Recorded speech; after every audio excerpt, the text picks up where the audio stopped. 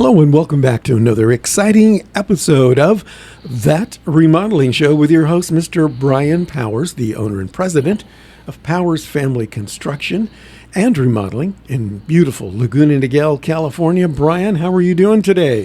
I'm doing fantastic, Michael. Thank you very much. We are so glad to have you. All of your fans, I know, are glad to have you here. Listen to that. The crowd is going wild. Well, we can always appreciate being appreciated. We have them well trained. So, Brian, what do you have in store for us today? What remodeling tips and advice have you got? Well, what I was thinking about doing was I get a lot of questions on, remodeling is so expensive, and a lot of times people want to have big ideas with a little budget. So what I thought I'd do is throw together a few things on what gives you the biggest bang for your buck. Low cost, high impact. And a lot of times, some of it is do-it-yourself things. Sometimes you need to hire people depending on, the scope of the job and your skill set. But anything that you can do at a lower cost is going to give you, more money to do more stuff. We always want more money to do more stuff. So can you give me some examples of things we can do with more stuff or more money? Or Yeah. Well, the biggest transformation, are the largest surfaces in the house are the walls, ceilings, and floors. So a lot of times that is like the one major most improvement. Like if you're going to list your home or you're going to sell your home, what could you do to make a basic improvement as far as the interior goes? It would be to repaint it to a neutral color, white if possible, or whitish color, and replace the floors to a more updated color. You can talk to your real estate professional about that, about what the best colors are for today's selling market. So when you say replace the floor, do you mean like carpeting or flooring Exactly. or tile or like all of the above? Or Yeah, exactly. It is expensive to do, but the what you get for the money as far as transformation of the property. Because if you have a flooring material that does not look good or doesn't fit with today's colors and standards, it's one of the biggest things that will make a big transformation when it does get changed. So if I invest, let's say $5,000 in new floor, carpet, tile, or whatever, about what percentage of that can I expect to get back on my investment? Oh, well, if we're talking about particularly just investments, $5,000 would get your, basically your bedroom and your bathroom and maybe the hallway done, depending on the materials that you used. But there's always going to be what's going to take away, because always people are looking in the real estate industry at what the comps are, what the average prices are. So when they see something in disrepair, that's the biggest thing. So they might look at it and go, oh, if let's say the cost is $5,000, and they look at the property and they go, okay, but it needs new carpet. That's going to be at least $5,000-$10,000 or more. So they're thinking about that in their negotiating, in their offers, and the things that they might be considering as far as a cost moving forward.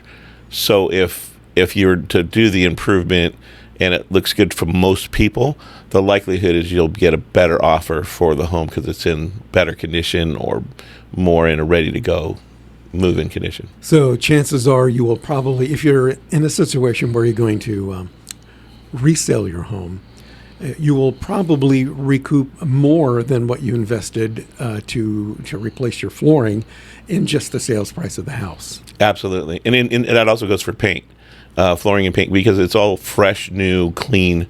For most people, that's a winner combination to make sure that you're going to get the most possible value for your money. And you always recommend repainting the interior in a neutral color, beige, white, something like that? Yeah, typically, because anytime you go with an off color or your favorite color or something like that, there's going to be a multitude of people who won't like it. So when we're talking about kind of the current standards in design and industry, that's really, a neutral color, but sometimes it's a light gray, sometimes it's white, sometimes it's a light beige, but pretty much beige has been pretty much overdone, and so other earth tones are coming in. But the idea is to keep it light and bright. Yeah, I know when I've gone on tour, like with realtors or even with my wife, if we go home shopping or something, if we're looking at a pre-owned home and somebody's bedroom is painted pink or battleship gray or hospital green, immediately the response is, it's an emotional response. And it's like, oh, geez, now I got to repaint this thing. And so even though, let's say it's one room, even though it may only cost $500 to maybe repaint one room, the emotional trauma is so bad. You go, I'm going to knock $3,000 off that because it's battleship gray with lime green trim. And for some families, you know, I know this isn't a real estate show, but in some families, it might be enough to trigger one of the family members not to want to do that property because it just wasn't as comfortable. So the vibration that you get, the vibration of the color, right? You know, it has a lot to do with what's there. That's why doing a neutral palette, getting it clean and fresh, it doesn't have any history. It doesn't have any direct personality to it. And I think a lot of times people will pick up on those energies just naturally as human beings. We're going to pick up on that stuff. So certainly. Yeah, and if it's a neutral color, they can always repaint it themselves after they buy the home. Yeah, it depends on how much forethought, you know, that they would think that they have, you know, so that they can do it themselves. Sometimes people can't see the future. They just say it as it is now. Yeah. That's why doing it and getting it done out of the way. But, you know, once you've decided, let's say you're going to keep your home, you know, you're not going to improve it because you obviously don't want to spend a lot of money if you're going to be selling the home. But in the same case, if you're selling the home, anything in disrepair, anything that looks damaged or bad or old or broken is going to work against you. So those things do have to be addressed. But let's now start talking about when you're not selling the house and you're going to keep the house. Okay. You know, what kind of things besides the flooring and the paint, things that can give you pleasure as far as customization, things like door hardware. You know, the handles, the color and the style of the handles on the doors. Most of the time, we call it like a low grade skill. You know, so a handyman, you know, would obviously do it no problem. A semi-skilled homeowner. Sometimes the first time, sometimes there's some modifications to the lock set or in the door where the bolt goes. Sometimes the little modifications have to be done. So it can become a little bit more involved, but it's not difficult. So would you rate that like number one for a DIY, you could do this yourself, or number two, skilled homeowner with some tools? Well, maybe invite a friend over. Yeah, it's kind of in between because sometimes they just literally go right in. They fit right in, and hey, that's pretty neato and snug. And there's a few tricks to make sure that the lock set and the strike plate, the way that they match each other to keep the door closed and firm, so that it won't rattle. So that's about adjusting how tightly the door closes. Yeah. But those are little details that you can pick up on YouTube and things like that. Cool. The next thing I would say would be cabinet hardware. So cabinet, I know it sounds silly, right? But it's like the hardware that you get on your kitchen cabinets, the bathroom cabinets, which again, it's a handle, it's a knob, but it gives you personality. It gives you something that you've chosen. It gives you a customization. And for a lot of people, it can, you know, be a nice, pleasurable nuance. It's like the jewelry. You know, the jewelry of the home, so to speak. Cabinet jewelry. Exactly. It really is, because it does have its own personality a lot of times. And, you know, that can go, you know, like I said, not only into all the cabinets throughout the house, but then we start talking about fixtures. So it gets a little bit more expensive, but you can change the bathroom fixtures, the ceiling fixtures, ceiling fans. Give me an example of a fixture. So it would be a light, a fan? Typically, when I say fixture right now, I'm talking about a light fixture, electrical, but it can also be a plumbing fixture. Plumbing, forget it. I am not doing that myself. That's why I went to electrical first, just because sometimes it can be pretty simple to modify that, safely turn off the electricity and change the fixture out, and you can get a big change out of the room. The color of the light bulbs. To have more of a natural daylight is more common today. We all grew up with a soft white light, which is about 2,700 Kelvin. Daylight's closer to 5,000 Kelvin. The biggest difference is, I think, you know, when light bulbs first came out, they were like trying to mimic the color of fire. Most everything was kerosene lamps, fire in your fireplace, Yeah. things like that. So the colors, that warm glow, does have a comforting feel to it for some folks, but the more current colors are in more of the daylight Kelvin, a little bit brighter.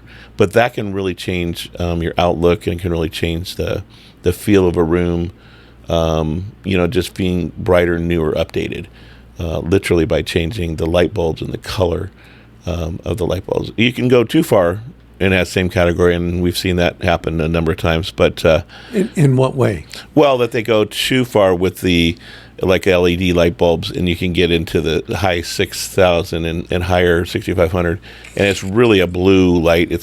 It's not as common anymore, just because you can kind of tell right away that it's too blue.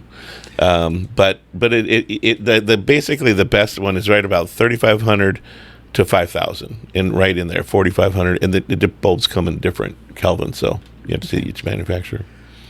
Is there ever an occasion still nowadays to maybe use fluorescent lighting, perhaps in a bathroom or somewhere else in the house? Quite frankly, the only reason to use fluorescent lighting is because you can't afford to change or don't have the time to change the fixture. Even in those cases, in some fluorescents, there is a retrofit LED where they can go right into a fluorescent fixture. And that would be probably the recommendation at that point, because you would lose the fluorescent nature, which is inherent. There's a flicker within the gases that they do, and that's for some people it literally can cause an epileptic seizure type thing. Oh my gosh. But yeah, it's definitely old. That's old technology, and the sooner you got rid of the fluorescent lighting, the better. Yeah, we had that in our old house. Our old house last year. In the bathrooms, it was all fluorescent lighting, and I think I fit into the category of too lazy and simply was not gonna. I mean, these big long tubes. It's like we would just pray to God that they would never burn out, because I'm not crawling up there. It's funny because one of the things that happens, in bathrooms, lighting, let's call it, for the ladies or people who use makeup, whether it's in their profession or what they do on a daily basis, the lighting color is so critical to getting a good makeup job. And occasionally you find folks that maybe have the older lighting, and they're dressing themselves to that lighting color and that tone. This is where we're talking about like that warm white or cool white. They have it, but the daylight, that's one real good thing about having daylight Kelvin, is because having something that's closer to the 5,000 Kelvin will give you a better representation of what the lighting will be when you step outside. And that way you won't have coloration problems or those types of things. And you know what I'm talking about when you see it. Yeah. Because that person, you go, whoa, what was that person thinking when they did what they did, or they're not well, or there's something happening with them. And literally it's just the tone of the lighting that they're using when they did it. It's real important in many of those industries, that television, video, that kind of thing. Yeah. So what else you got for us? So we've covered flooring, carpet, tile, paint, lighting. Yeah, I mean, well, and again, fixtures. If you can get into dealing with plumbing fixtures, you can get a lot of bang for your buck just by swapping out old fixtures and popping in new ones. Sometimes that's going to require a handyman or a experienced homeowner that's got patience. And again, typically, and you can obviously hire a plumbing contractor if there's a lot of them to do. But that one change with the hardware, with the paint, can really dress up a place and bring it, to a new standard again. And speaking of bathrooms, when you're in there changing that, if we take the mirror that's on the wall, and it's got the back of the mirror is being deteriorated from the moisture of the room. Oh, yeah. It's getting older. And, if we can take those mirrors down and put up a framed mirror, that also can make a big difference in a room, because it brings it more current. It can have certainly an appeal without a huge amount of cost. And that's kind of like the focus of today's conversation was, what can you do for the minimal money to get the biggest, the biggest change or the biggest added value. So those kind of things would be it. So taking the big old mirror down and putting up a large mirror, but with a wood frame that fit appropriately. You've got to make sure that you're fitting the vanity in the space that you're in. Yeah. But so what about my fireplace? Fireplaces are interesting because it depends on what you've got. We've made some real big strides with brick fireplaces, with doing like a whitewashing and faux finishing and or painting. Oh yeah. Just like that. That can make a huge difference from a dark, regardless of the color of the brick. If it's something that's dark and you don't like it, doing a proper prime and paint job on it can make a huge impact. Brick is also relatively simple to tile over. So that's another thing that can be veneered. Veneered with tile or stone. That gets a little more expensive, as you start, setting stone and tile. But because it's a small enough area, by doing just the fireplace and just the surround area, it's not a big area.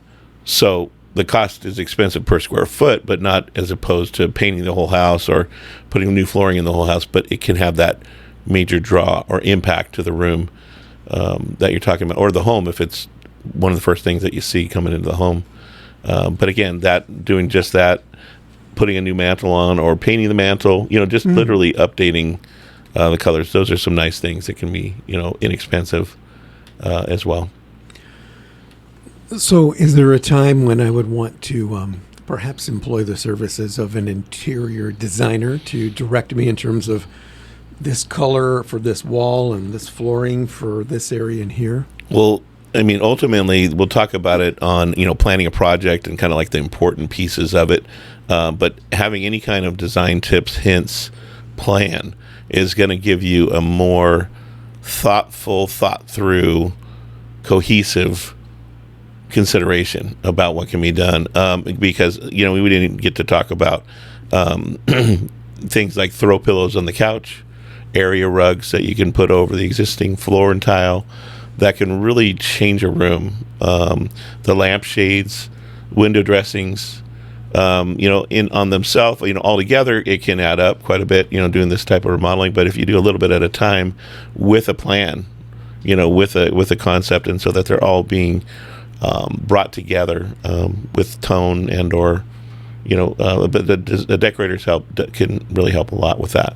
Okay. For sure. So of all the things that we've touched on today, which would be flooring, carpet, tile, paint, lighting fixtures, plumbing fixtures, fireplaces, and decorators, which of all of those do you think, number one, would be the easiest and most simple to start with? So let's say I walk into my house and I go, oh my God, I got to do something with this place. Where should I start? Well, the thing that we'll have to talk about first is that sometimes lighting is a great way to start. And the reason I say with lighting is because if you want to install any lighting where there is not lighting today, it's going to be important to note that there may be some holes in the drywall or in the surfaces in order to install some recessed lighting potentially in a room, which when you can evenly light a room and you've changed it, that changes the dynamics completely of the room. Obviously, there's more cost-effective ways to put lighting in the corners of the room on floor standing fixtures or table standing fixtures, but we want to make sure that we know what we're going to do as far as the lighting goes. Then at that point, then the drywall work could be repaired and then the painting would go on.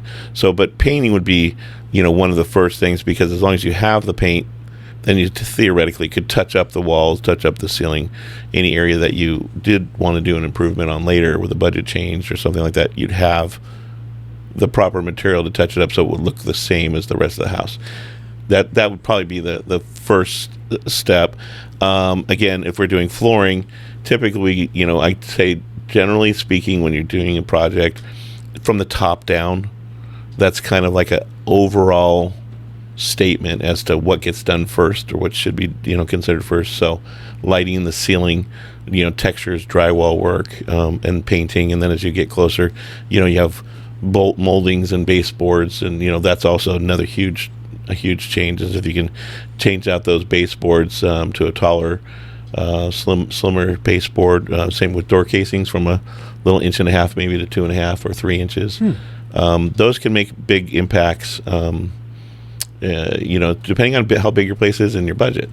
But again, talking to a professional to get the ideas, and then jot down what do you think is going to make the biggest improvements. The biggest ones are going to be flooring and painting, because they cover the most surface area. But details matter. And as we talk about that, in weeks to come, that's what makes a good project, better than one project better than another. It's details, and in all in the design, but in the quality and the craftsmanship. But again, that's a story for another day. Sounds great. I'm looking forward to the story on another day. Brian, before we go, is there anything else that you'd like to share with us? Any other parting words of wisdom, so to speak? Wow. I mean, as far as, as remodeling goes, you just want to have a good plan put together, making sure that you understand your whole scope of it, versus just getting a great idea and running to the hardware store and getting the stuff and doing it. The worst thing that people have done to their homes without the bad intention is to do an improvement and then next year have a whim and do another improvement, and then the next year do another improvement, and it's not cohesive. Coordinating colors, coordinating ideas, style, design. So that does make a big difference. It doesn't matter when it's done, as long as it's done in a cohesive manner. That's what's going to make a critical job, even if it takes you 4 or 5 years or more to get the whole job done. Cool. So before we go, I know there's probably some people that have questions and they might want to speak to you directly. Is there a phone number that if someone wants, they can just give you a call and say, hey, Brian, I have some questions. Can you help me out? Where's the best place for people to get a hold of you? Well, at powersfamilyconstruction.com. Okay. That would be probably the first start. That way they can take a look at the website, see some of the stuff that we've done. And if they'd like to give us a call, they can certainly give us a call there. The website, phone number is there. What's the phone number? Just for my own edification. Own edification. Well, if it's toll free, it's 888-341-8306. 888-341-8306. And if you're calling from the Southern California area, it's 949-488-3207. Sounds good.